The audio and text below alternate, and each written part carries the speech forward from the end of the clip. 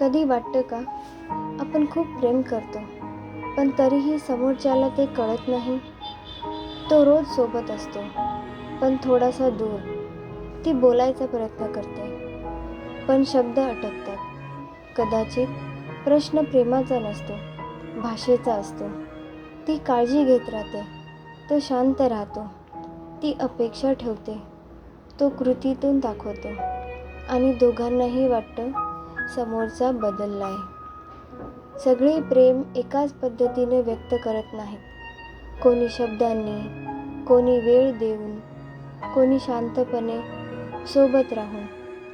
इथे कोणी चुकीचं नसतं, फक्त पद्धत वेगळी असते. दुखणं म्हणजे जास्त अपेक्षा नाही, आणि शांतता म्हणजे कमी प्रेम नाही. हे समजल्यावर तक्रार कमी होते आणि ऐकणं सुरू होतं.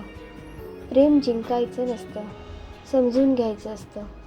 प्रेम शब्दात कमी वाटलं तर कृतीतून शोधून बघ. हे शब्द तुला थोडे ओळखीचे वाटले असतील तर सेव्ह कर आणि कमेंटमध्ये समजतंय लिही.